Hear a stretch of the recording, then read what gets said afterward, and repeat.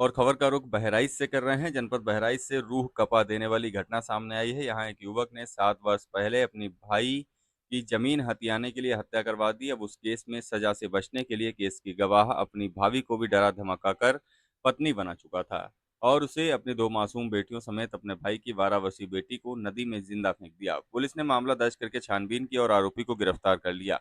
घटना में शामिल उसके एक अन्य साथी की तलाश की जा रही है। वहीं गोताखोरों की मदद से शवों की तलाश की जा रही है। सूत्रों के अनुसार थाना मोतीपुर क्षेत्र के रमईपुरवा दाखिला पकड़िया दीवान अनिरुद्ध कुमार को पुलिस ने गिरफ्तार किया है। वहीं अनिरुद्ध पर आरोप है कि उसने पत्नी सुमन समेत 3 मासूम बेटियों, जिनमें उसकी 2 बेटियां आशिका वल्लाडो और भाई और बेटी नंदिनी भी शामिल हैं, उन्होंने जिंदा नदी में फेंक दिया। इस संबंध में थाना मोतीपुर क्षेत्र के चौधरी गांव के रहने वाली रमपदा पत्नी राम कैलाश ने पुलिस से प्रार्थना पत्र के माध्यम से शिकायत की थी। इस शिकायत में कहा गया है कि उनके दामाद अनिरुद्ध ने बेटी सुमन और उनकी 3 नातिन को कहीं गायब कर दिया है। सूचना के बाद पुलिस ने विवेचना शुरू की और आरोपित पति अनिरुद्ध को गिरफ्तार करके सख्ती से पूछताछ की। तब अनिरुद्ध ने चारों की हत्या की बात को कबूल किया। दुर्गा प्रसाद तिवारी अपर पुलिस अधीक्षक ग्रामीण ने बताया कि मुख्य आरोपी अनिरुद्ध साल 2018 में अपने भाई की हत्या का भी आरोपी था।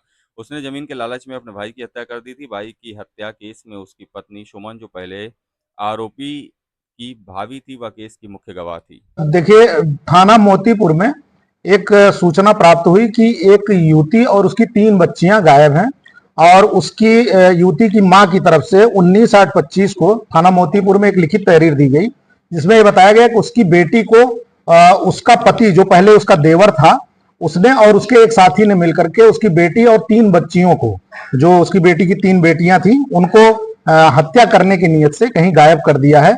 और इस मुकदमे को तत्काल अभियोग पंजीकृत किया गया और गंभीरता से इसके अनावरण का प्रयास किया गया। उस क्रम में जो नामित अभियुक्त अनिरुद्ध था, उसकी गिरफ्तारी की गई और उससे जब पूछताछ कड़ाई से की गई तो उसने उक्त घटना को कबूल करना बताया। और मोटिव यह था कि अनिरुद्ध जो है, इसके भाई संतोष की हत्या 2018 में हुई थी, जिसमें अनिरुद्ध मुख्य षड्यंत्रकारी के रूप में जेल गया था। जेल से आने के बाद में इसने अपने भाई संतोष की बीबी को अपनी पत्नी के रूप में रख लिया था और उससे 2 बच्चियां भी पैदा हुई थी। एक बच्ची पहले भाई से थी। इस प्रकार से 3 बच्चियां थी। अनिरुद्ध जो मुख्य अभियुक्त है, उसका मुख्य उद्देश्य यह था कि किसी तरह से उक्त मुकदमे में, 2018 के हत्या के मुकदमे में, जो कि मुख्य गवाह इसकी भाभी थी, जो पत्नी के रूप में रह रही थी, वो सुलह कर ले और चल करके वहां पे बयान दे दे। इस बात को लेकर के इसकी जो भाभी, जो वर्तमान में पत्नी थी, वो टाल मटोल कर रही थी। इसी बात को लेकर के अनिरुद्ध नाराज होकर के इसको बुलाया था।